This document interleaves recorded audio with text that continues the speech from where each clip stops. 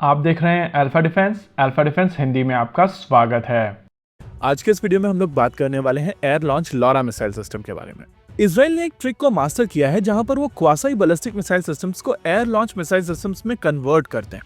ये चीज हम लोगों ने ऑलरेडी रॉक मिसाइल सिस्टम और रैम्पेज मिसाइल सिस्टम्स के साथ में देखी है। इजराइल की तरफ से इस तरीके की मॉडिफिकेशन इस वजह से की जाती थी क्योंकि उनका टारगेट हमेशा से ईरान रहता था, और अगर आप ईरान और इजराइल के बीच का डिस्टेंस की बात करेंगे तो ये डिस्टेंस कम से कम 1000 किलोमीटर का था, और कहीं अगर तेहरान जैसी जगह को टारगेट करना हो तो इजराइल को कम से कम 1600 किलोमीटर तक की रेंज वाली मिसाइल सिस्टम्स की आवश्यकता होती है। आमतौर पर जब आप बैलिस्टिक मिसाइल सिस्टम्स की बात करते हैं तो इनके साथ में एक परेशानी होती है, अगर आप इनका वॉरहेड और रेंज दोनों बढ़ाने की कोशिश करते हैं तो इनकी एक्यूरेसी कम होती चली जाती है। यानी कि जितना छोटा वॉरहेड आप रखेंगे और मिसाइल सिस्टम की रेंज कम करने की कोशिश करेंगे तो इसकी एक्यूरेसी बढ़ जाएगी। इजराइल की कंपनी इजराइल एरोस्पेस इंडस्ट्री एक surface to surface missile system बनाती है जिसका नाम है लॉरा, लॉन्ग रेंज आर्टिलरी। ये एक theatre quasi ballistic missile system है जो लगभग 400 किलोमीटर तक की मैक्सिमम रेंज प्रोवाइड करती है। कुछ समय पहले इजराइल की तरफ से इसी मिसाइल सिस्टम को मॉडिफाई करके एयर लॉरा में कन्वर्ट किया गया था, और माना जाता है कि ये मिसाइल सिस्टम इतनी एक्यूरेट है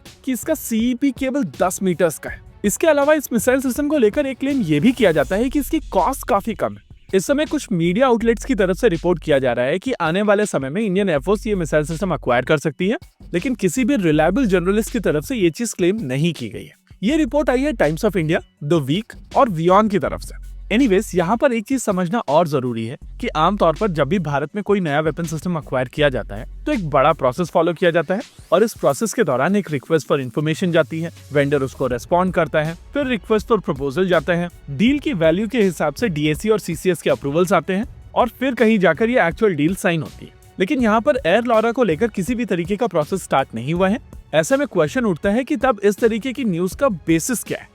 आईएआई ने इन लोगों को अप्रोच किया होगा और कहा होगा कि इंडियन एयरफोर्स ने हम लोगों को एंगेज किया है, और फिर सोर्स के बेसिस पर ये आर्टिकल्स हो सकते हैं। दूसरी चीज ये भी हो सकती है कि इंडियन एयरफोर्स ने एक्चुअली इन लोगों को एंगेज किया होगा, लेकिन एक पूरी तरीके से अलग एस्पेक्ट में। आइए उसको समझते हैं डिटेल में। भारत की तरफ से जब रॉक मिसाइल सिस्टम और रैम्पेज मिसाइल सिस्टम्स अक्वायर की गई थी तो इनको बहुत ज्यादा नंबर में अक्वायर नहीं किया गया था, और ये प्रोक्योरमेंट हुई थी इमरजेंसी पावर्स का प्रयोग करके। इमरजेंसी मोड में जब कोई चीज अक्वायर की जाती है तो प्रोक्योरमेंट में 1 साल का भी समय नहीं लगता है, और हम लोगों ने रैम्पेज और रॉक के केस में देखा था कि इन मिसाइल सिस्टम्स को बहुत ही जल्दी अक्वायर किया गया था और बहुत ही जल्द इनका इंटीग्रेशन कंप्लीट करके इनफैक्ट यूज भी कर लिया गया था। अब अगर यूजेज की बात की जाए तो ऑपरेशन सिंदूर के दौरान पाकिस्तान के जिन बेसेस को भारत ने टारगेट किया था वो पाकिस्तान के फर्स्ट लाइन और सेकेंड लाइन के बेसेस हैं, लेकिन फर्दर डीप इनटू पाकिस्तान कुछ और ऐसे बेसेस हैं जिनको भारत ने टारगेट नहीं किया था।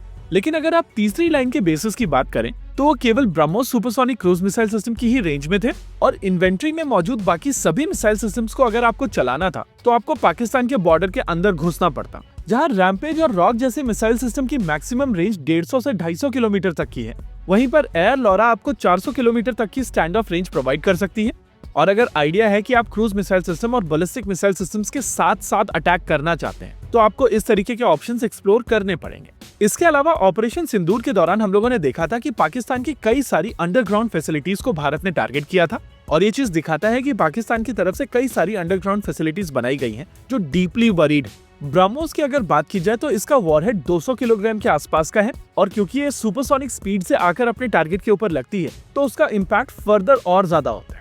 लेकिन अगर लॉरा मिसाइल सिस्टम की बात की जाए तो ये missile system near vertical target कर सकती है, और इसका वॉरहेड 570 किलोग्राम का है। यानी कि अगर ये मिसाइल सिस्टम्स अक्वायर की जाती हैं तो पाकिस्तान के अंदर डीपली बरीड साइट्स को काफी आसानी से न्यूट्रलाइज किया जा सकेगा। और एयर मार्शल भारती ने ये ऑलरेडी कहा था कि हम लोगों को पता नहीं है कि किराना हिल्स में न्यूक्लियर साइट है या नहीं, तो इंडियन एयरफोर्स वहां पर लॉरा मारकर ये चीज चेक कर सकती है। इसी के साथ आज के इस वीडियो में रखते हैं केवल इतना ही। वीडियो को अंत तक देखने के लिए धन्यवाद। देखते रहिए अल्फा डिफेंस। जय हिंद।